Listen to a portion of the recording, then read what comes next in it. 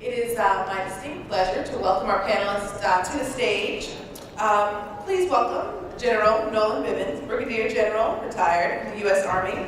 He is the Military Arts and Community Engagement Advisor for the Creative Forces team, and he'll be moderating our discussion. Next, we have Keith Boylan, the Deputy Secretary for Veteran Services Division of the California Department of Veteran Affairs. Thank you. Karen Ann Daniels is the Arts Engagement Program Manager at the Oak Globe. Welcome. Shia Ellis Flint is the Program Manager for Vets Community Connection. Welcome. Mark Janowski is the Arts and Program Director for Vet Arts, so we'll welcome him. And Commander Paul Sargent, of course. We're so happy to have you, the Site Director for Defense and Veterans Brain Injury here at Camp Pendleton. So thank you. Welcome.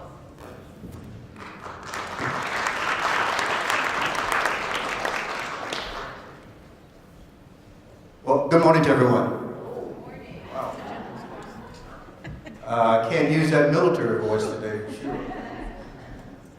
Well, first of all, good morning to everyone. And we're so honored to be here today, first and foremost, because of what we're trying to do and the purpose we're trying to serve. I think is tremendous. Ben did something at the very beginning that I often do, so it's amazing when I saw him do it. So I'll just finish it. We are entering the part of the summit now that really the operative word is community, right? So we're trying to build a community here today. The beginning of that conversation is really what we're talking about. So I want us all to imagine that we are a community. And as we go through the discussion up here with the panel today, at least my job is to try to agitate it along. And hopefully, at the end of the panel, you will be asking one question: what next, right? And that will also involve you a little later on in the process. So what is the community we're talking about? There's a statistic that you hear in the military or referred in the world today about how disconnected the military is becoming from the community in which it actually lives. So let me ask you a question. Ben asked it this way: how many of you actually served in the military? Okay, this deal, you got to keep your hand on, just like Ben said, you got to hold it up. So how many of you out there know someone who served in the military? Personally? Okay. Keep your hands up. And how many of you now remaining know someone that knows someone who served in the military? The point is, I want everybody to look around and see all the hands that are up, right? The point is that we are, in fact, already a community. And so what we want to do is to figure out this operative question. Sarah, Rebecca kind of led you into this idea of the clinical aspect of what's going on in this creative forces area. But here's the truth of the matter. Everybody that goes into the clinical program is not everybody that has a need. That's point number one. The second point is those that are in the clinical program, when that 4-week, 5-week program is over, guess where they go? Back to the community. So let's say if I'm an individual that really was excited and found a benefit from this, where do I go and how do I connect back into the community, right? If I was in the visual, I really enjoyed the visual arts that I was exposed to, and it really was a part of my healing. How do I not connect in the community to continue that if I wanted to? So what we're going to be doing today is up here is talking about how do you make that? How do you make the connection from the clinical to the broader community, right? And I have a bunch of experts here on the stage in their own right. You've probably read their bios, and that's good. But it does represent a path, a portion of the community that we want to try and excite some ideas about. We have someone that's serving, obviously, in the veteran population day in and day out, right in the heat of it. Because it's just not the active duty, it's also the veterans that are within your community. We have an art services organization representative that's out there already doing it. And by the way, let me just say there's a lot going on already.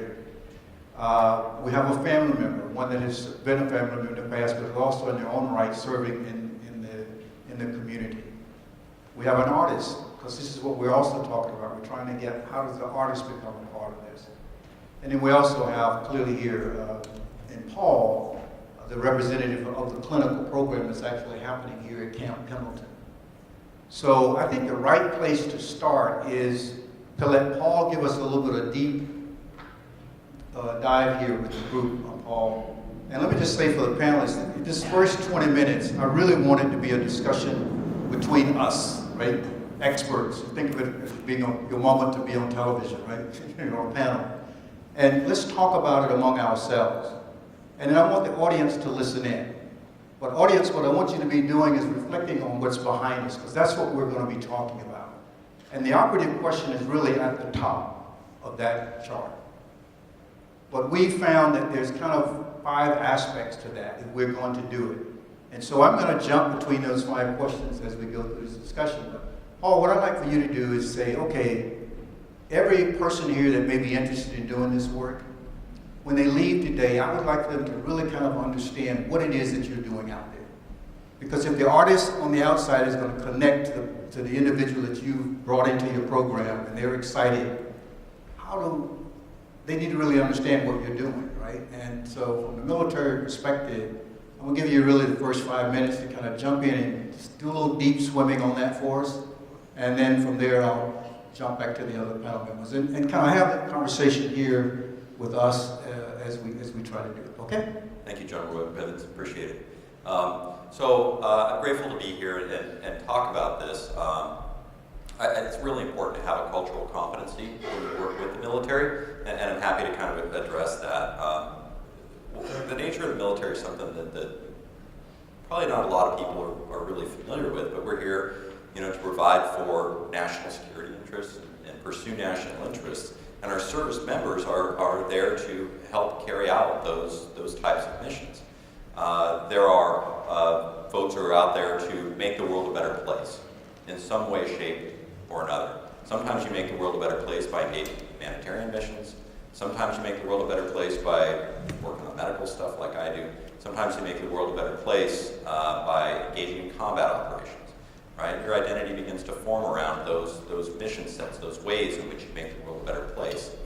What I find is that for service members, as we go along in our careers, there's that inherent drive to continue to make the world a better place. But I think over time, just like for any organization, people will lose touch with that thing that inspired them when they first started out. And really to understand and reconnect with that idea of how are you going to make the world a better place is an important place to start when you're working with service members. It's an idea of mission. There's a why. You have to do this, right? You have to engage in this because it's going to help contribute to the greater benefit of the whole. Why would a service member develop art skills? Well, it helps them to tell a story, it helps them to communicate, and it also helps with readiness. So I would really appreciate Rebecca talking about the Surgeon General's priorities of readiness, health, and partnership. Right? Because we need to have a ready force. The world is an unpredictable place. We need to be ready to go out and to do a variety of different activities on a world stage with everybody watching. And engagement in a creative process helps us to be ready when we have to create solutions to unexpected problems. I think with the advent of technology and the way that things have gone, especially with our younger generation, most service members are between the ages of 18 and 25, it's a young group. We become more consumers of information with all of our iPhones and our emails, our cable channels that we get. We're consumers. We become less and less shifted onto the posture of producers, right? So creative arts helps us have a ready force because it teaches us how to be producers as well as consumers. Health. When inevitably we have the ups and downs in our performance. And again, when you work with service members, I want you to think about a performance mindset, just like you would with an athlete. They're there to accomplish a task, and your intervention should be helping them to become more prepared to perform well. So that health piece, when their performance declines, we call that a health-related issue, using creative arts modalities, whether it was the music therapy that Rebecca had done with Sergeant Turtelot that we heard about, or the work that Liz Washburn is doing with Combat Arts San Diego, to help people really deal with some of their health-related issues from a creative arts perspective. You can use it as a tool for that. And then the partnerships is incredibly important. We do everything as a team in the military. There's nothing we can do alone. And so how do you team your service members up in groups together to create a sense of unit cohesion? Group projects are, while people oftentimes prefer one-on-one, and they'll tell you they want more one-on-one, some of that is isolativeness, and that's not always a healthy place to be. The idea is how do we use the creative process then to bridge them into groups of people so that they can team up again and build that sense of unit cohesion.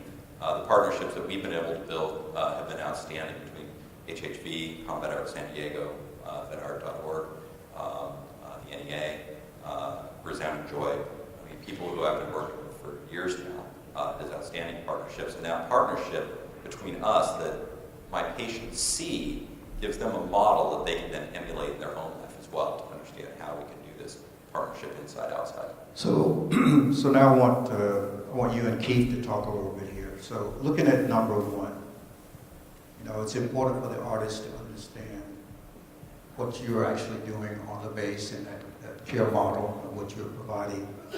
But Keith, you're in the battle every day with veterans, right? So how about you and Paul talk a little bit about how do we make sure that they understand what's actually happening in that clinical setting? Because as you interact with veterans, you'll probably find those out there that may not be in his clinical program, but they have a need. So how, and he used the term partnership, that's what I really want to stick on. He talked about partnership. So from your space in the veterans world, day in, day out, and his space being related to the clinical, how do we build those partnerships? Well, good morning, everybody. It's great to be here. I think it's a challenge with 1.8 million veterans in the state. I have a daunting task of most in the country of trying to connect those veterans and their families to the benefits and services that they've earned through their service. And the biggest challenge that we have is, you know, whether it's connecting with a specific program or a specific lane of service.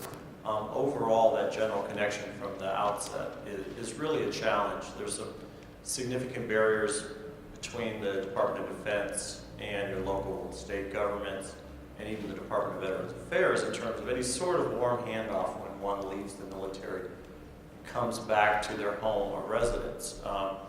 We work with Camp Pendleton, a lot of folks that were obviously service members who are exiting. And we're fortunate enough to, last year, we, with the governor's support, were able to stand up what's called the California Transition Assistance Program. And this is something that I've been pushing for since years ago when I was in the nonprofit world, because it was clear that the Department of Defense, as though they tried, there were some serious shortcomings to some of the information the veterans received and awareness of whatever it is they might need and wherever they would go to have that need filled. When that time comes. So what we pushed forward was something that would be California specific, but also supplement, and kind of expand on what was already existing within the DoD process when they get out. And that is what's taking shape is the California Transition Assistance Program. Now, Roberto Herrera, who's here with me today, he has the task of putting that puzzle together. It's really exciting, but it's a curious program because I've done program development, policy development for years and years and years. But this is one of the first programs that really, you know, I told Roberto early on this is going to be a challenge because like when you put a puzzle together, you always have to cover the box, and you can put the box, at least I did, because I would cheat when I'd put puzzles together. And you'd be able to look at it and say, okay, there's the blue area, so you look for the pieces, and you try to get the edge in, and then you're like, okay, there's the lake, so that blue is going to go over here, and then, you know, and you start putting it together that way, but you already have some idea of how that's going to look. Whereas the mosaic of sorts that we're putting together now, really we don't know what it'll look like, and the puzzle will continually shift. Because we're standing up a program that works locally, works regionally, works statewide. It includes partners from grassroots to federal, everywhere in between. The idea behind it is to follow a veteran, kind of connect with that veteran, connect them to their services, and then continue that communication all the way through their life cycle. So it's kind of almost a cradle-to-grave type of philosophy in how the services that we provided at the state level or the federal services or any of the community-based services, how they fit in and where they fit into that kind of timeline. And that's a challenge, but it's really exciting because this is just another arm of that. And once we get a better concept of, back to your original question, of how we can successfully make more engagements as they exit the military almost immediately, then we'll be able to put them into this larger system, which we're very excited to have California Arts Council and NEA and so forth as partners to that. So that will provide a lane in. So Paul, you have service members that participate in the program, go through the outpatient program. How do you currently now connect with the veteran population? How do you, if they are in fact retiring, how did you connect them in terms of the art piece that they may take advantage of it once they become a veteran? Yeah, I think it's a really good question because it actually really speaks to the other people up on the stage here, right? In that there is this hard transition that goes from inside to outside. While the DoD and the VA are always working to become closer together, to make that more integrated, we well know, it's well published, well known that that's always a challenge between large government organizations. We continue to get work to get closer, but as people make the transition, what I found most effective in order to continue that healing process through art is to work with our community partners, get them involved with what you do while they're on active duty, because you guys really formed a bridge toward getting them out into the community and continuing that relationship on, even when I'm no longer able to. So if I can arrange the introduction, establish the relationship, and you're able to maintain it, that becomes a very powerful tool. So Karen, I'm gonna put you on the spot here because he's made a perfect transition. Making that connection. So you're an art service organization out there, you're around artists and other organizations all the time that's seeking to do this. So what do you say to Paul about how that connection could be made? Because that's another part of our chart up there. Number 4 says we want to talk about making community connections. Yeah. How do you currently do it? How could it be made better in the relationship there? And don't forget about my friend here, because he's got view on the whole veteran population. So how could that be connected between you as well? First, I just want to say thank you for saying that there's sort of like a continuum, that it actually has to start before and not be just this thing that suddenly happens when someone gets out of the military, because it takes time to create trust in relationships, and that is what the arts is really good at doing, is creating that bridge and creating a foundation of trust where people can discover themselves and their self-expression, but also to connect with other human beings. Arts is a bridge to connect with others. So I think it really does have to start at being considered just part of life, if you would. Even for our military, that it becomes an outlet much sooner, so that we can actually kind of pounce when that real need, that desperate need is there. But to say, just for the Old Globe Theater and what we do, I've been working now for about 4 years specifically in community engagement. And when the Globe decided that they wanted to go out there and say, hey, what else can we do? We have a lot of tools, we have a lot of resources that we can share with our community that goes beyond what's happening on our campus. And so for me, that first step that I took was to go and meet and talk to collaboratives within communities in the pockets around San Diego County. So I spent a good year just sitting in the San Diego Military Family Collaborative meetings and attending some of their breakout groups and just listening. Listening is the primary thing that we have to do, we always have to do constantly. Even when we think we have a program, we have a thing, that thing has to be able to evolve and meet the needs and be responsive to the people that we're working with, whatever community that we're going into. So to me, that's the beginning point. And of course, just talking to people, what do you need? And here's the tools that we have. Are these useful to you? And that to me is the first step as far as being an arts organization going in to truly understand and engage with different communities, and especially with military communities. Well, so it's hard to get the next 2 in because it's a double piece to this. Many of you may have read this book. It's called Odysseus. It's written by a guy named Shea.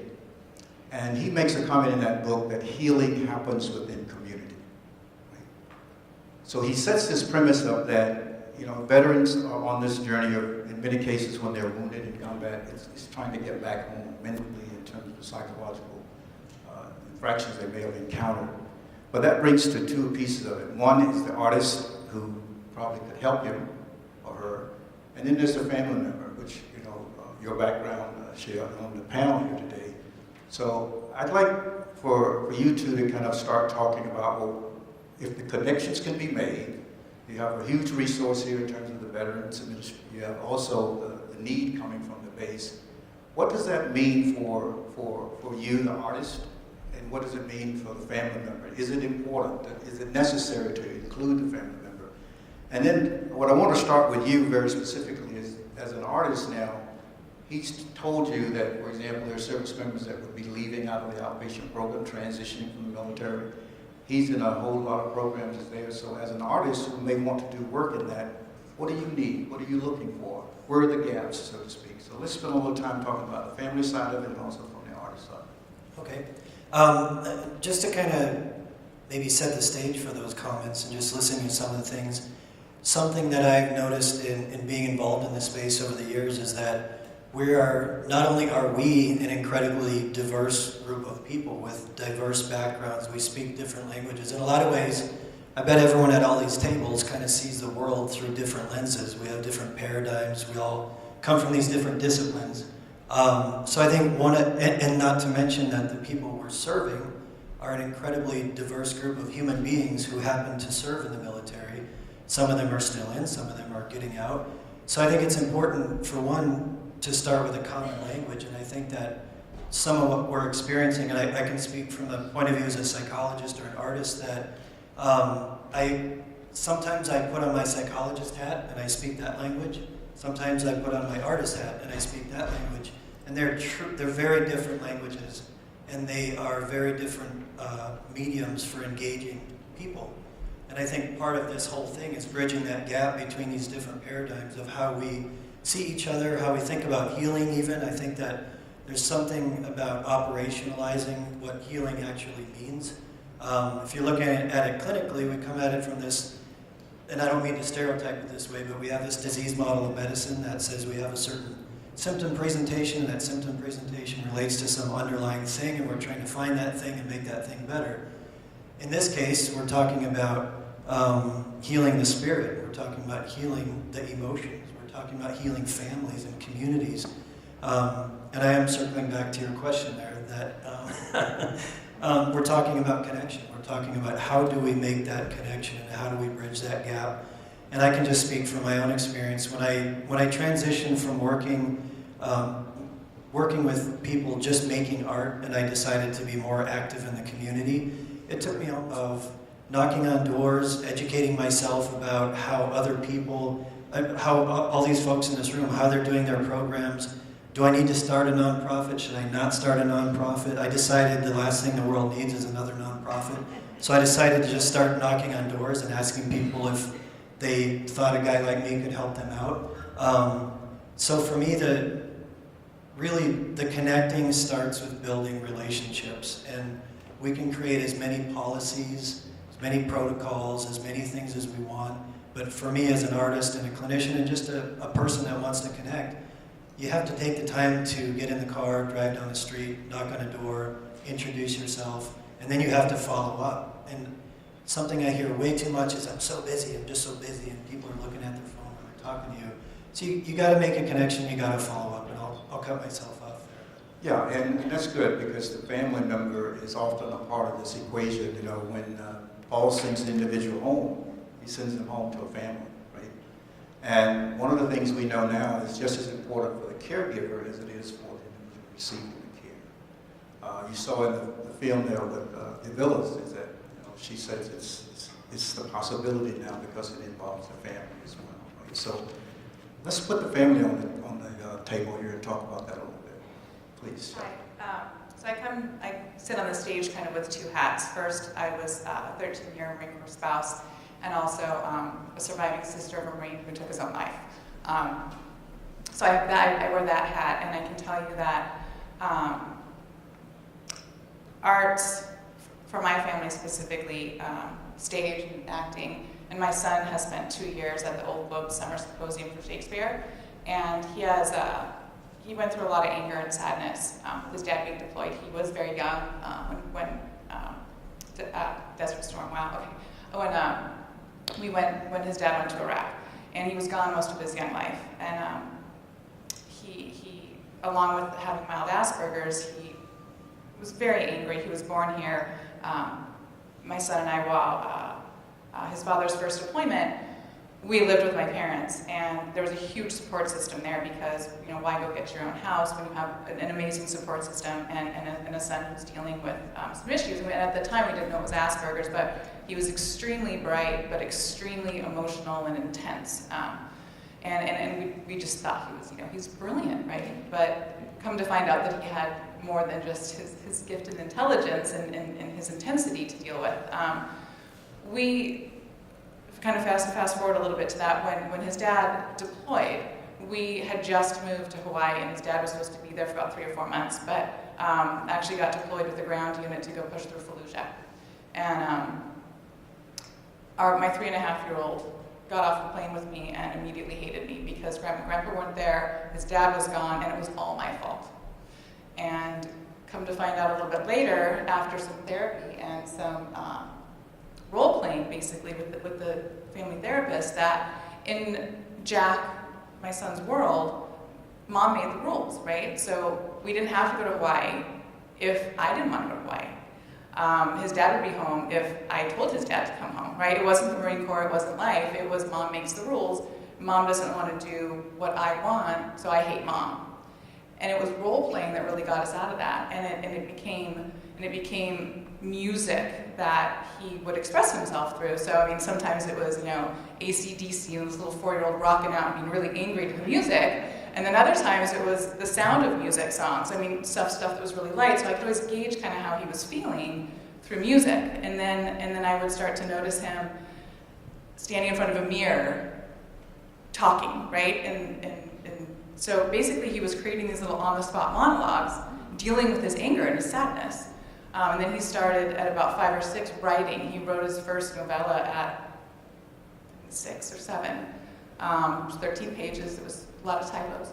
But he was writing out his anger and his frustration. And as that happened, after a couple of years, the stories would get lighter. Then he was able to talk more. And as he was getting older, so he would express himself on a different level. But I watched him, and then he got the Asperger's diagnosis, and we had a better understanding of what his outlet was. And then he started writing these amazing poems, and got into stage, and he does Renaissance reenactment. So he has this outlet for his frustration and his anger and his sadness and stuff that he doesn't want to talk about because it makes it more sad. He can deal with his emotions through expression, and so I can't tell you how valuable that is in dealing as a family member, as having an outlet that's healthy, that's an expressive way out. And your organizations here, and I can't say enough about the Globe and their staff and what they offer to the community. She hasn't mentioned it yet, but they work with VVSD, they take plays there. And my other hat sitting on the stage is the program manager of Vets Community Connections. And I begged and pleaded for an interview to get this job because I knew how vital it was. I knew getting the information to the communities for both active duty and veterans. So not just in the art space, but to move to a new community again and again and again, you don't know what's there. And it's so isolating, and it's so frustrating, and it's so scary. For the active duty, it's a little different because you go to another job and it's somewhat similar and you have that camaraderie. But it's still another business that you're going to, right? It's a new place. But for the families, unless you live on base, it's so drastically different. And to know that there's outlets and that there's information and there's programs out there that give you an outlet. So like if you have a son or daughter or you're a spouse and you're into theater, you're into dance, or you're into art or sculpture, and you can find that next place because you know how therapeutic it is for you, you know that it's a release, you know it's an outlet, to have a call that you can make to get to you all, and that's what BCC does, is it creates a network and a bridge with all of these organizations. I mean, we are in the process of building a relationship with CTAP. We have a relationship with Market Vet Arts. I have a very close relationship with the Old Globe, both on a personal and professional level with BCC, but to know for the active duty and families and the veterans out there that there's a way to get to all your organizations and what you bring to the table in allowing us to have an outlet to deal with this without drugs, without hating ourselves, without being afraid, without, I mean, literally, like, just, it's like this proverbial intense banging your head against the wall when you get orders and you have to move again. It's just, I just got comfortable here. And that ability to be able to find a place to get comfortable when you get somewhere new is critical for happiness and peace within our families. So thank you for what you do, and I just, thank you. So, the thing that you're putting on the table right now, and I just got a little free fall here. Anybody can jump on this grenade, right? If you recognize the need and you understand that many of these service members, the families are part of the multiple deployments, they're part of the long deployments, however it may be, and the family, the children are experiencing their own type of trauma. How do you make that better connection? As you were talking, I thought about how do you know about each other? Are there effective mapping of assets out here? I'd like you to jump on that if you would from the VA side, please, to start it off, because how do we know about each other? How could we make that? Now I'm jumping down to the part about addressing the challenges, just to jump around a little bit, because I see that as perhaps one of the challenges I hear you all articulating here in the conversation. So I'll give each one of you your minute to jump on that grenade. Sure. It's mapping assets, kind of the landscape of veteran service throughout the state. It's a challenge. Prior to CalTAP, the first step in that was what was called the Governor's Interranging Council. And that basically brought together whoever was doing anything that was veteran specific or was tied into veteran service on some level convened. And we basically mapped kind of who's doing what where throughout the state. And could have been more comprehensive, but that was the first stab at it. We've refined that, and with each region we have leadership teams, Guoquintong, 211s on that. There's various folks within the community that we know pretty well have their finger on the pulse of who's doing what. With the posts, I met recently with the Governor's Military Council. Camp Pendleton was the first ones to step up. We're doing a CalTAP program on Pendleton now where they pull out the folks that are exiting, that are California specific, put them through a whole other separate day where they get to learn exactly that about all the community resources that are available with all the pillars of service, whether it's education, employment, healthcare, housing, financial planning, any mental health services. And these kind of programs are a perfect fit. Perfect fit to put those on all the military posts. So when folks get out, they have that immediate connection. And then moving forward, we would like, I think people might be hesitant. The military communities, it's harder to get them there than it is with our veterans. To be quite honest, the military community wasn't the most supportive of artistic endeavors. You can imagine it's not their top priority. However, we're going to get to that one because that's the culture piece here. Yeah, so there is some aspect to that I think when you get out, we make that connection. But I'm glad because there's a lot of inroads we can make, I think, to connect some of those dots. Yeah. So, how do you see it mapping helping you? I'm on the reverse side of somebody who's not part of the military, but I think for the work that I've been doing, I think if I wasn't the child of a military vet, it would have been a much more intimidating process for me to head in and be like, all right, guys, I got some theater for you, and because it was intimidating for people to look at me and be like, okay, that's nice. not interested, you know? So you know, and to be able to know, okay, who's the right resource to connect me to the people who know what's going on, you know, and realizing that, of course, the military is huge, especially in San Diego, but not really knowing where to go. So I think, you know, I just happen to be tenacious, you know, a Navy brat, and really passionate, and know what my art is, and I know what it can do for anybody. So I wasn't afraid to sort of beat down those doors and to keep showing up. And you talked about following up with people and being where you say you're going to be. But it would be nice. I mean, I now have a little map of my own, and I connect with other arts partners, and then we have some really great partners in the military community who continue to help open those doors for us. But I would love to know how to access that map next time. Yeah. What about the individual? I think it's important that, how many of you in this room actually can receive insurance compensation for the services that you provide? See, one hand.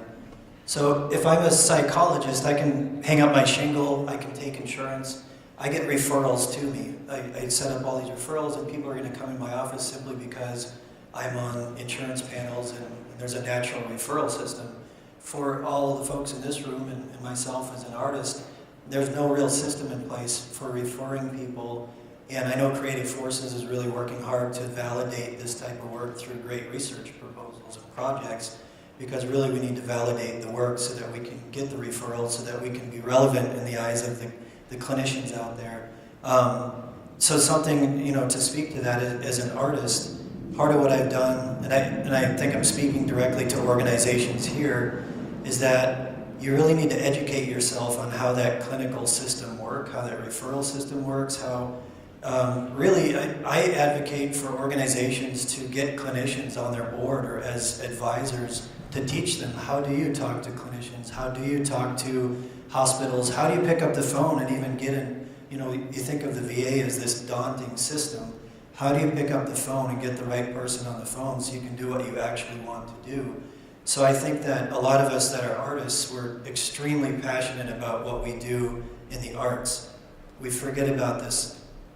I don't mean that disparagingly, but sometimes we don't educate ourselves well enough on how to speak the language of the doctors and the nurses and the clinicians that are also working. And another thing I would say about that is, I don't hear enough people talking about the fact that all of the work that all of us do is an incredibly important adjunct service to almost any psychiatric intervention that you can think of. So if you go to therapy once a week, that's 1 hour of practice per week. Real change requires practice. It requires daily practice. So I think that the arts and the things that all of us do in our own way are an amazing adjunct service to all sorts of different clinical interventions. You think of prolonged exposure therapy, for example. The arts are an amazing way to do exposure-based treatments and to balance that out. So I would say educate yourself about the language, build relationships with clinicians. Okay, so Paul, for you and Chair, I know most of the military bases have family programs, they have recreation programs, and so back to this idea of understanding assets and where they're out there. How do you, from an active military perspective, and also from your perspective as a family member, how do you gain knowledge about what's out there in the artistic world that might be useful to me? So I'll rewind the clock a little bit, because when we started doing this in 2009 at Naval Medical Center San Diego, we really partnered. We were building a residential program. We knew we needed to have the evidence-based treatments there, cognitive processing therapy, prolonged exposure, EPR, medications.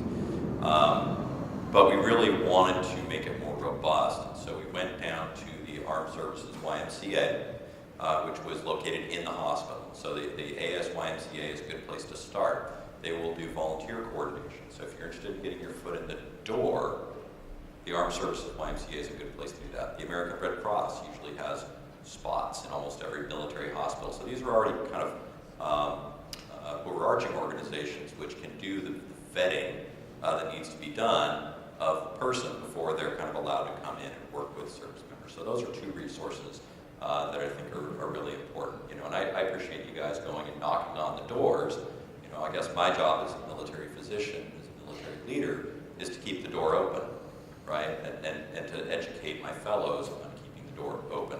I guess I'm kind of the Tombo dad, right? I'll keep the light on for you, and look for you guys to come knocking and explain to people why that's a value. Do you think family members are aware of that? Are there better ways that either from the military side or the artistic side or the community writ large could help? No, they're not. I mean, bluntly, they're not. And so that's why I think I mentioned this previously. I was really anxious to have the interview with Vets Community Connections and branch this program and launch it and make it bigger in San Diego, because you don't know that. You don't know what's in your community, and there's an incredible amount of resources on the base, but it's lacking. And this is my personal opinion, having been a spouse, it's that you go to the base resources and you get them all, and they're great, but they stop at a certain level. And depending on the base and depending on the community, personal experience, it's almost like it's competitive. They need you to stay on base, they need you to take advantage of what they offer. And again, what they offer is good, but it's not always everything for everybody. And so VCC was born about 1.5 years ago out of a realization and a knowledge that there wasn't a bridge between what's formally offered to active duty and veterans and what's out there in the community. And there wasn't the knowledge, and everyone has their own niche in what they do and what they work in. So we partner with the county in 211, which is what Keith referenced earlier, 211. They have all the social services for San Diego County. They bring all of those to you. But if you're not a social service or you're a for-profit organization, you don't fit in the 211. Encouraged to Call is their branch that specifically deals with military and veterans. But you don't fit in their database. So if you don't bring a social service again, or you're for-profit, there's nowhere that you really have to connect with the military and veteran community. That's what VCC layers on top of. We're not social services. If you have a housing issue, that's not in our database. If you call us and that's what your need is, we'll transfer you to our partner, Courage to Call in 211, but that's not where we live. Where we live is what you all bring. So we live beyond the VA benefits. We live beyond the social services in the county, in a place where we connect the veterans and military people to your individual organizations. And so my goal is always to go out and find what there is in the community, whether that's an individual who wants to share about their neighborhood or the schools or the soccer that their kids are involved with. It's anything that's for the betterment and enrichment of our military and veteran families. And my goal is to always make sure that the military, as they move into San Diego, or the veterans as they stay in San Diego, know about all that there is that you offer, because it's so vital. And I know that we're specifically talking about arts, and that's, I mean, I've already sort of shown how important and personal that is to me. But the military, and this was touched on earlier, is I mean, if I had said to 10 Marines back when I knew them, come on guys, let's go dance, I would have gotten a one finger salute and they would have walked away. And they're like, what? I'm not doing that, right? So there is a comfort factor, there's a trust factor that needs to be bridged. And it takes a long time for these guys that have been shooting guns and being taught a certain thing. And I reference the Marines because that was my life for so long. And the Navy is so big here in San Diego, but it's a distinctly different mindset. And that's not all that makes up these people, but they get ingrained with that, and they're comfortable with that. So to sort of remember different aspects of their own personalities, or to learn that it's okay to be expressive and to dive into this, is really difficult sometimes. And so to have organizations that get it, that you take the time to learn their language and connect with them on their level is really important. And they don't know that's there. They don't know that you all care enough to be there for them. I mean, some of them do, because of the strides that have been made here by you guys and this organization and Vet Arts locally in San Diego. But the knowledge isn't there, the awareness isn't there. So that's something that we're constantly striving for. So, I mean, everything that you can do to connect with that the OMVA, the Office of Military and Veteran Affairs, with Vets Community Connections, because we can bring that information to you, and we want to bring your information to the military folks. So we're going to start transitioning to the broader audience. As I do this, I want you to kind of, again, keep this slide that's behind us in your mind. The next piece I want to talk about is this idea of cultural competencies. One of the things I experienced when I was on active duty, I was the Deputy Commanding General for 4th Infantry Division, and I had responsibility for training service members back into the different conflicts. And one of the things I encountered was that this idea of stigma, right? I don't want to go to the health psychologist because I don't want to have the stigma of being a weak leader. You know, military culture, that's a big thing. I don't want to have my clearance taken away from me because I identify myself as someone needing psychological help. So this whole issue of culture is very, very important in the military. Even he's wearing a uniform today, I'm not. There's a cultural difference between that. A lot of people in the audience may not know that. We still love each other. You know, he's Navy, I'm Army. Well, I'll forgive him for that. But anyway, but there's a cultural thing that goes on. And then there's the cultural thing between the military and the artist, the broader art community. And then there's the veteran, as you could say this. So as we transition, and I want to get Jason to get one of the mics here, how do we make sure that the artist does no harm? We're not therapists, the artists. You know, as an artist wanting to work with this community, how do we make sure that they don't do any harm in a medical term, right? And at the same time, how do we make sure that the military understands that the art can be of value? To your point, it's not something that you just throw away, right? And then as service organizations out there that's doing this work in the field, how do we make sure that we don't have someone claiming to be something that they're not, right? This is a very sensitive area of work, and then clearly from the veteran side of it. So let's just, for about 3 or 4 minutes, talk about the cultural, and then I want to get some mics to people out there, Jason, if you don't mind, and we start getting some questions from the audience, if you don't mind. Anyone can jump in. Should we address the do no harm piece? Yeah. That is a really complex, good question. So implicit to the training of any clinician is the concept of do no harm, and I think you spend 8 years really contemplating what does that mean, how do my actions affect others, how do my interventions affect others. I think in the training of an artist, a lot of us are self-taught or we're taught within a certain regimen of training that, with the MFA training, for example. I guess just to cut to the chase, something that I'm an advocate for, something I think is really important for this kind of work, is to consult with people that have experience with that, to kind of create your own guidelines for your organization. Really, how do you have a referral system set up within your organization? How do you identify someone who's having significant acute suicidal ideation that you need to send to someone that can provide them with more support? So I think a good referral system within your organization, good resources so that you know who to refer to and when to refer. Probably having some clinicians come in and teach you about what does someone look like that's about to commit suicide? What does someone look like who's profoundly, acutely in need of support? Because they don't always look how we think they look. So I'm going to ask them. I think it's a great question. And I think it really is a dialogue that should continue. How do we make sure that no harm gets done? The way that we've done that is through partnership.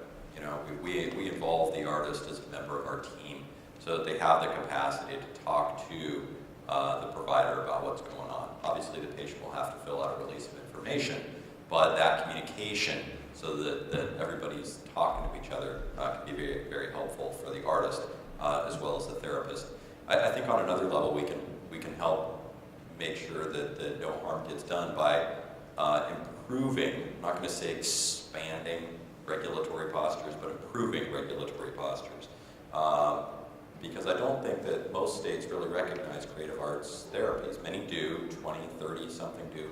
There's many states that don't have a licensure process and therefore a quality control process for all the creative arts therapies that go on. So that's one thing that we can do, I think, as the DoD and as the VA, to talk about the value of the service, and if we want to have licensed professionals providing that service within our organization, getting that state licensure across the board would be a very useful thing. So we've had the opportunity last week to speak to some state legislators from across the country to try to communicate that interest. And hopefully their programs will then increase, maybe a little bit better quality control. But for the artist without a therapy background, it's about that formal relationship. You know, have them fill out a release of information for you to talk to their therapist, engage that dialogue. Those people will be, I think, grateful to have it. Just to jump in real quick on the partnership aspect. Can I add just something that Go ahead. Just the idea of team, and that when you are working as part of a multidisciplinary team, you're held accountable by your team.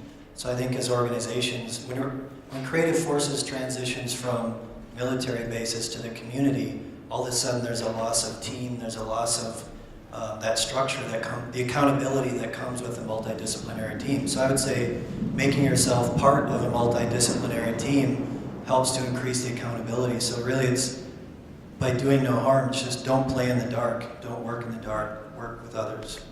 And I was just going to say, as an arts organization, for us, it is the organization that we choose to partner with that can help bring in that back end, that experience. But then also just addressing the industry theater itself. And there are a lot of people who do focus on a more therapeutic side within the industry or applied theater, and really wanting to help develop that further within theater, that this is a viable way for somebody to make a living and to use their gift, their talent, and their training in a way that is extremely helpful to another human being is another really important part when I look just beyond the military community, but I look within my own industry to say, hey, what are we doing to help build a pipeline of more practitioners so that we can get more of those people, the licensing and the training that we need as we continue to prove the value of what we do. So.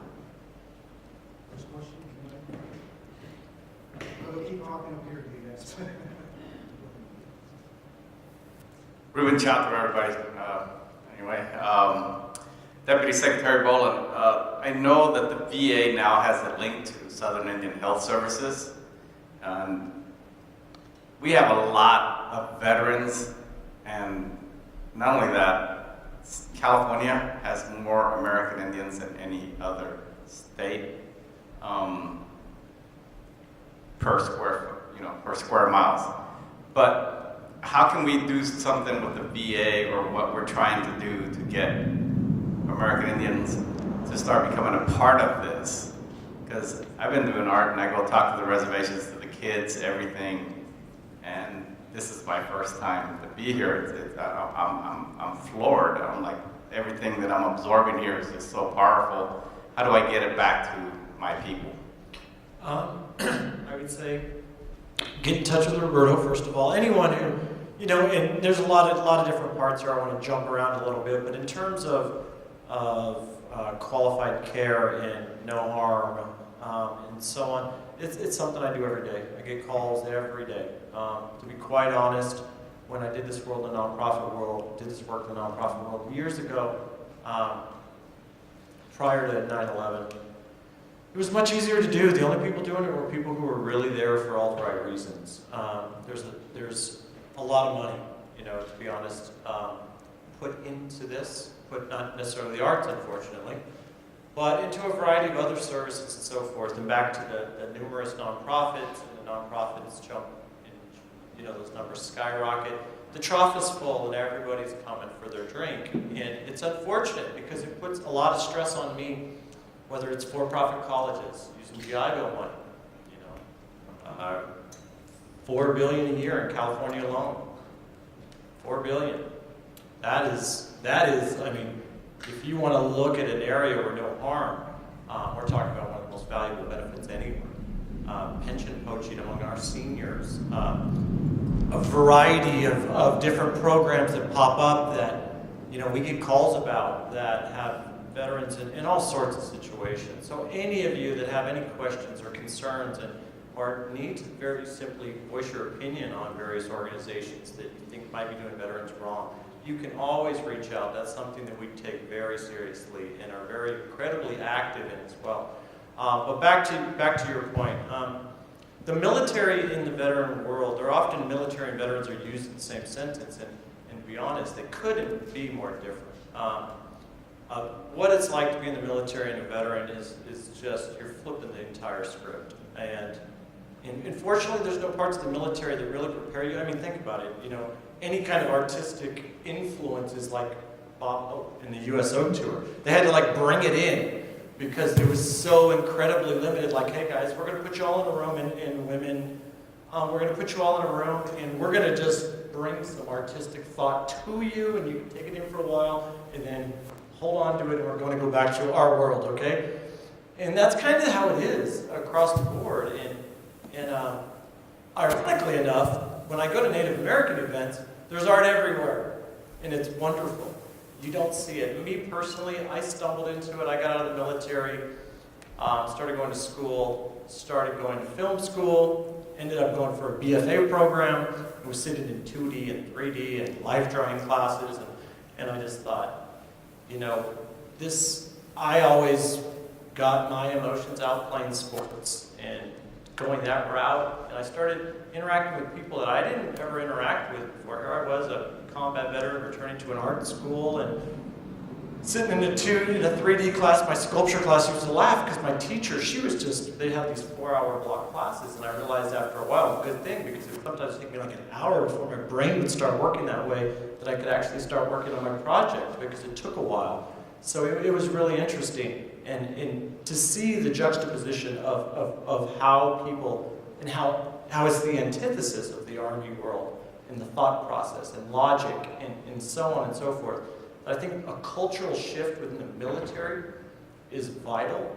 But as far as the veterans, like myself, I stumbled into it accidentally, and then started writing, and started shooting film, and started shooting video, and was learning how to do 2D and sculpture and various other things that were incredible. And I look back now and I think, what you guys are all talking about here today, that was my process that I kind of went through accidentally. I kind of stumbled into it, and then when I got to the point of doing filmmaking, I thought, okay, well, I'll legislate change instead of trying to write it or film it. But in terms of the Native American population, they're an incredible, we have the highest Native veteran population in the country in California. And we've been very active. There's a few big events coming up here. We're hoping to have a statewide Native American summit here within the next early part of 2018, perhaps. So we're looking forward to that. And we'll certainly, Roberto can get you in touch with a lot of our efforts around the Native American community. We finally have been able to tap that because it was very hard structurally throughout the state. It was really hard to find who you needed to speak to and how the tribes and rancherias and reservations were structured throughout the state. That was the first major hurdle I found. So we've made a lot of progress on that. So thank you for that question. And Ruben, And I'm going to give 30 seconds to the two other panel members here, and then I want to get the question in a minute. Ruben, I just want to answer it really directly, and I would say today is a great opportunity to just meet 3 or 4 people you've never met and ask them if they'd be willing to do a workshop with you. Literally put a workshop together, come with you, connect with your people, and get that thing going. And I know that people would be grateful to work with you and your skill set and your background, and so meet people today and make that happen. Also, I just want to Please stand up if you got your question. I want to get you. Please, thank you. Go ahead. 30 seconds. PCC is working with the Rincon tribe. It's the first outreach, so we're working with Chairman Mazzetti's folks up there. We recognize that we have a huge footprint here. We have 18 tribes recognized in San Diego, and Native Americans are underserved, and their veteran population is underserved on a community level. Won't get into the other side, but just the community level. So it is a process that I'm going through, and I'm reaching out specifically to you. Twofold really, on a selfish level for other veterans, because music and dance and the artistry that comes out of the Native American population is just amazing and has so much to share. And then to serve you and get you connected to the other opportunities that are in San Diego. And so we focus really locally, but there's obviously so much more going on in the state. Okay, please. You know, this whole idea of cultural competencies, and I think that's a really interesting component because everyone says, well, the military and the arts. They just don't meet up. And I disagree with that. And no one knows better than what it means to drive your Volkswagen van onto Camp Pendleton with a ponytail and say, hey, I'm here and I want to do some art, right? And everyone's really nice and called me sir and kept on pointing me towards the exit. But what I want to get back to is we work with veterans all the time, and they make a discussion that we might have, and I say, how many times did you go to a change of command ceremony? They're like, man, I stood half my career in change of command ceremonies. And I'd say, and did they play any music? And in the military, music comes up again and again and again. It's what reinforces the significance of having that ceremony. So I'd like to think that military and art, music and art, are very closely entwined. I'm changing the ratio of the Mac. I want 2 out there and 1 up here. But please raise your hand. That's what the past as many mics. And in the interim, if you guys have additional comments you want to make, please just do it because I want to really get the upswell from the audience for later on. I just wanted to add, kind of moving back to working with Native American populations, that I'm interested. That's all I have to say. To address the vetting question of the organizations, what VCC does is, so an organization like the Old Globe is easy, right? The smaller organizations, especially the nonprofits, are a little more difficult because they come, they go, we're not really sure who you are. But I would encourage you on a local level to partner and get involved with collaboratives like Vet Arts. I've been working with Mark and his organization loosely for months now. We're a small grassroots organization ourselves, although we have tremendous support from 211 in the county and the Chamber of Commerce. But we keep it lean because our mission is to serve, not to grow ourselves. So that's what I would encourage you to do, because then you've got the camaraderie and you've got the partnerships and the accountability to each other, and to also show that you've gone in and you've done your research of what it takes to work with a veteran or a military family. Get in the weeds and find out and talk to clinicians and make sure that you have some knowledge when you walk in and say, I want to do this, because I promise you, you have one bad interaction with a veteran or military person, and it's done. So that care and that time that you take to be prepared when you go in and you talk to a veteran or military family is crucial. So again, just collaborate and partner and know who you're working with. So I just wanted to bring. Yes, you. Okay, I just want to bring a point to the community to make sure that they also understand that a lot of our veterans are not seeking behavioral health or seeking care for their TBI. And I think that we miss those people who are isolated and bringing them into the arts. And I think the arts are important. I'm representing VA Loma Linda. I'm the Women Veterans Program Manager up there, and I think women veterans are often missed in the whole aspect, because women, people aren't asking, did you serve? And I think that we need to remember as a community that women did serve, and there are a lot of people, because of stigma, are not seeking the care. And how do we reach them? How do we get them unisolated and get them involved in the arts? Yeah, I mean, just to speak to that, one of the greatest indices of change is misery, right? The more misery you have, the more you're going to change. And I think something we've talked about with my guys is the fact that if someone is able to walk in the door and attend your services, they're pretty high functioning. Even if they're hurting and they're struggling, they're still pretty high functioning. So how do we reach the folks that really are in dire need of support, because they're the ones on their couch playing video games who are not going to come to your program? I think, again, I don't want to be a broken record, but I think that's why it's so important to build strong relationships, not just among each other, but with veterans, actual real veterans, making them your friends, going to their barbecues and just being involved in the community so that you have a ready-made network of people that can refer when someone is most in need. Otherwise, that's just not going to happen. I think the idea of bridging from clinical care to a human performance model is really important. who's drinking the Kool-Aid on creative arts therapies and the need for creative arts to develop my own neuroplasticity, I spend way too little time engaging in a creative process. So we need to start really looking at the service as something that's going to build neuroplasticity and build a network within your skull to work all those different nuclei together, whether it's the motor, or the speech, or the auditory processing areas, the executive functioning, the planning, the deeper limbic structures, the autonomics, getting everything to kind of work as a symphony and work in conjunction with each other.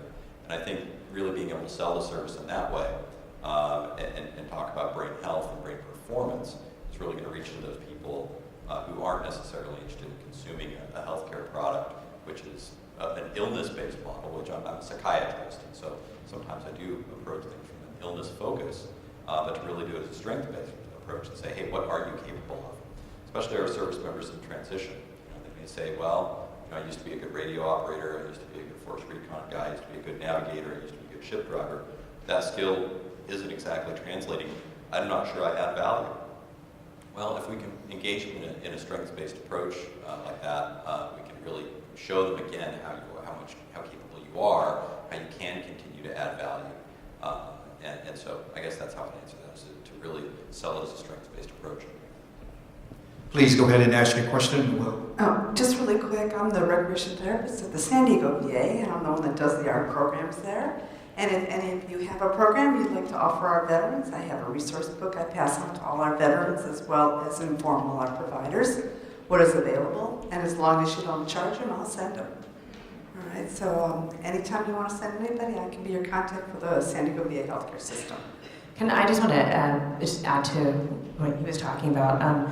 There's two programs that we have at the Oak Globe. One of them is called CoLab, which is just short for Community Plus Collaboration. And the goal of that program is literally to give community members, whatever pockets of the community we're working with, the opportunity to sort of elevate their voices.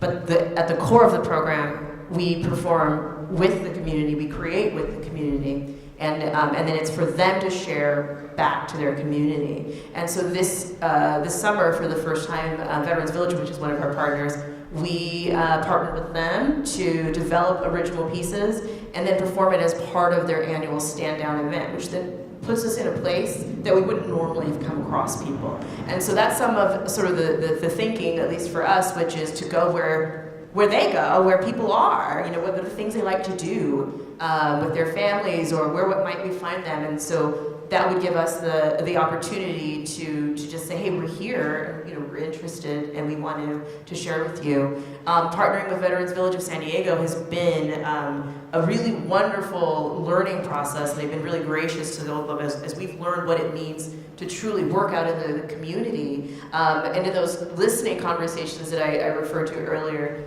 talking to people there, this idea of connecting the arts to what they do or what they have done in their lives has actually allowed us also to develop a veterans apprenticeship program, which is then to take the skills.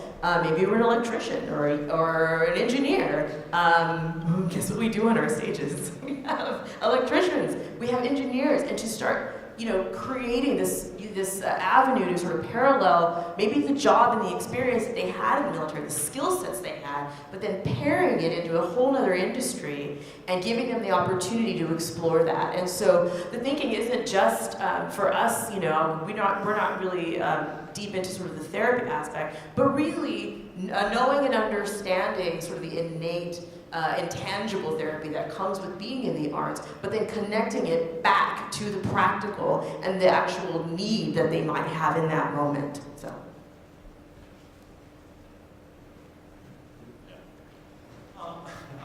I like that comment. One of the big challenges, I think, is this tendency to, just through my experience, is a tendency to. And not maybe intentionally, but it almost victimized veterans in many ways. And I think one of the things that gets lost in the shuffle, and in terms of the therapy, physical therapy, and we heard an amazing story this morning, so that goes without saying. But I think one of the biggest challenges, I think, that affects more veterans than post-traumatic stress or TBI or any of the above, is just more so a moral injury. that I don't think is focused on, enough focus is given to. And moral injury is something that I don't even know if it's visible in many cases, and you know, you folks might have a better thoughts on that. But what I've seen over the years is it's the huge injury that goes untreated and goes unrecognized and there's really, what is the treatment? I don't even know if there is really a treatment that you can tried and true and proved, but more so. The idea of, and this goes back to, I think that, you know, all of us here and those who support the arts obviously feel it need to be a bigger part of our world, a bigger part of our daily life, a bigger part of our just culture, our education, our everything. So I think that obviously the therapy part is crucial, and there's some folks in dire need today of those types of programs that's in their recovery from fill in the blank, you know. But also, I think a big push, and maybe it's overstepping a bit, and it's you know, maybe a little too grand of a plan. But you know, in my heart, and part of the reason I'm down here today is with the ability to make decisions on the state level as to what the Department of Veterans Affairs for the state will prioritize for their strategic plan. I would like to see the arts become more part of everything. And like you said, more part, you know, the first thing I thought when you said that is, you know, I also approve post-secondary education institutions for GI Bill funds, but also OJT and apprenticeship programs. So now I can work with you. You can find a veteran. They can use their post-GI Bill. They can get $3,800 a month for San Diego stipend to live on as they're going through this apprenticeship. I mean, this builds and builds and builds.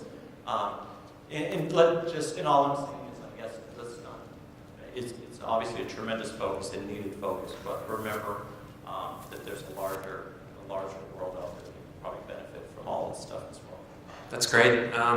I just want to underscore a couple things you said that were, in some ways, enzymes that launched this whole thing in the beginning. And one of the first meetings that we had at the NICO, the psychiatrist who was helping to design the program there was interested in talking to us and to considering the arts as an embedded, integral part of the integrated care. And he said, because we are up against moral injury, spiritual injury, visible wounds that our traditional responses to hasn't worked sufficiently. So, and I'm just trying to paraphrase back to that conversation, he said, there seems to be a real smart reason for us to think that the arts might be part of that solution. And then we go into these lit reviews to try to say, why would that be? And we've got a bunch of them that helped kind of ground the research. But on the writing program that I was helping to stand up, we looked a lot outside of the arts field, psychology, doing expressive writing as a exposure-based processing kind of a thing, or habituation. You know, they're looking at it that way.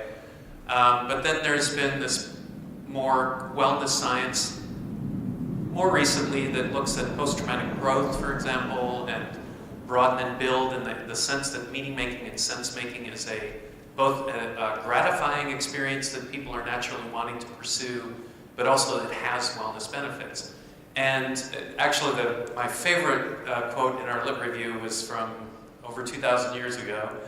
They've heard it many, many times. And it's from someone who started out as a man of medicine, then he created kind of the first draft of the scientific classification system. And as a theater person, I know him as the most influential theater critic of all time. And that was Aristotle and his notion of catharsis as bringing intellectual clarity from emotional chaos.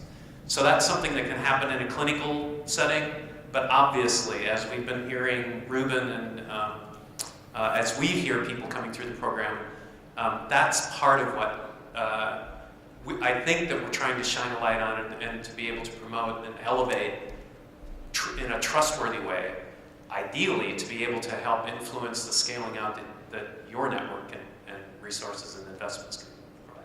So Caitlin, I think you gave me one more finger here, and then we'll start. Hi, I've had the grateful privilege of becoming a patient of the VA medical system here in San Diego in the last year. and I've been in the Locke psychiatric ward here a couple of times. I'm a practitioner that is absolutely very interested in offering the skills I have to this idea of an arts program that addresses military personnel, particularly veterans. And I'm curious, I just have a curiosity about this particular Creative Forces program seems to be focused around Camp Pendleton. And it's a double-edged question, I guess. Does that mean that federal monies and DOD monies then are being funneled in to that program, and that the programs that are happening down here are receiving less aid? And why is the Pendleton area the place that has been focused in this huge San Diego County we have? Because as a San Diegan, especially a person who requires services, even if there were very, very good services up in the Pendleton area, I'm not going to go there. And people who live there, and I know this because I'm a public service person, I offer sound healing frequency classes and bowl ceremonies and things. They don't go past Del Mar or Solana Beach. So I'm just wondering how that is all segued. I'm just curious. If you don't mind, I'll start with that one. It's a great question. I appreciate it. Sitting right over here next to you is Mike Evie from the Navy Medicine West Office of Neurotrauma. You can wave, Mike. Mike is in charge of helping make sure that the entire region really gets the adequate care for, especially for TBI. And so the services that we're offering are located at Camp Pendleton mainly because we're putting in an Intrepid Spirit facility there. However, the plan is for this to be generalizable service throughout the Southwest region, to include Naval Medical Center San Diego, to include Naval Hospital 29 Palms. So for active duty service members, we want to bridge this out so that everybody can get access to it. There are inroads being made both in the Marine Corps and in the Navy, also in the Special Operations community, who a lot of times are very difficult to sort of learn to work with, but that performance mindset, that idea of growth and innovation and agility is something I'm very interested in. So this is something that's gaining roots throughout the military, throughout the region. I can't comment as much on the VA side, but I have worked with VBSD in the past. Beautiful organization for our veterans.